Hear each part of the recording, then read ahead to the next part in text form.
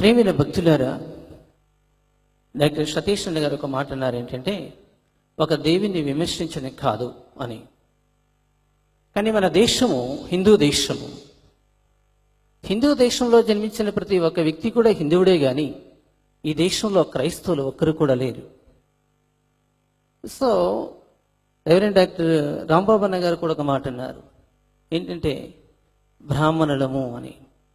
ఈ దేశంలో బ్రాహ్మణులు కూడా లేదు. సింధు నది గుండా తూర్పు దిక్కున రేవతి నక్షత్రంలో ఆర్యులు ప్రవేశించారు. ఆర్యులు ప్రవేశించినటువంటి ఈ హిందూ దేశంలోనికి మొట్టమొదటిగా ఆర్యులు తపస్సులు చేసేవారు. వారిని నిష్ఠ గరిష్ట సనాతన ధర్మమైనటువంటి ఋషులు అన్నారు. ఋషులు తపస్సులు చేస్తున్నప్పుడు చతుర్వేద గ్రంథాలు ఈ విశ్వానికి, ఈ హిందూ దేశానికి అనుగ్రహించబడలేదు. ఒక ఋషి తపస్సు చేస్తున్నాడు. ఈ ఋషి ఏమిని తపస్సు చేస్తున్నాడు అని అంటే, ఋషి తపస్సు చేస్తున్నాడు. ఈ ఋషి ఏమిని తపస్సు చేస్తున్నాడు అంటే, ఓం దర్భవశ్యత నమోద్భవశ్యాయ నమః విదోద్భవశ్యనం నమోద్భవతి. ఓంకార స్వరూపుడైన ఓ దేవా,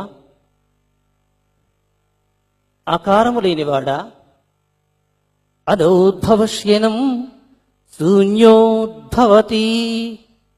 సమస్తము అంధత్వము, సమస్తము శూన్య ప్రదేశము. దేవుడు ఓంకార స్వరూపుడు. ఓంకార స్వరూపుడైన ఆ దేవుడు అంధత్వములో, శూన్య ప్రదేశములో ఆకారము లేనివాడయుండి నిరాకారుడై ఉన్నాడు అని ఆర్యులు తపస్సులో జ్ఞాపకం చేశారు. అప్పటికి చతుర్వేద గ్రంథాలు వ్రాయబడినాయా అని అడిగితే, వేద గ్రంథాలు ఈ దేశానికి అనుగ్రహించబడలేదు.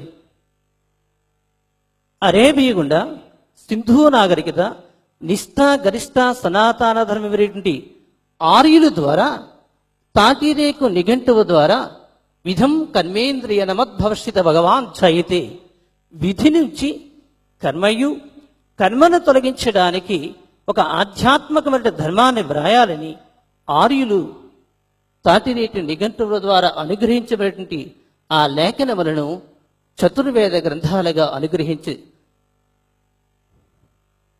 ఈ దేశానికి అనుగ్రహించబడినాయి.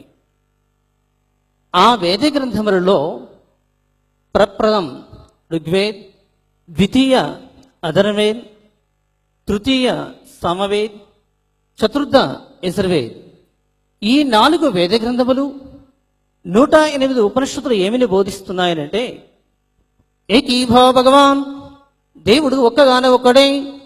తత్వాధ్యాయితే, తత్వముల వేరైనా దేవుడు ఒక్కడే. వేదాధ్యాయితే, వేదముల వేరైనా దేవుడు ఒక్కడే.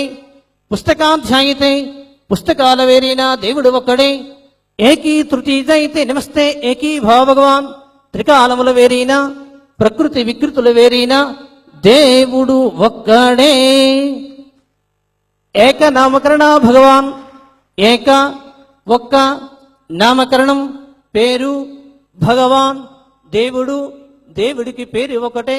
అక్షయానామకరణ భగవాన్, అక్షయుడు స్థిరమైన వాడు అయి ఉన్నాడు. 2 చెప్పలు కూడా దేనికి స్తోత్రాలు తెలుసుకున్నాం. క్రీస్తు ప్రియమైన భక్తులారా, గౌరవనీయులైన పరిశుద్ధ సహోదరి సహోదరులారా, దయచేసి గమనించవలసిన వారమైనాం. చతుర్వేద గ్రంథాలు బోధిస్తున్నాయి, 108 ఉపనిషత్తులు బోధిస్తున్నాయి. దేవుడు ఒక్కడే. దేవుడు ఒక్కడే.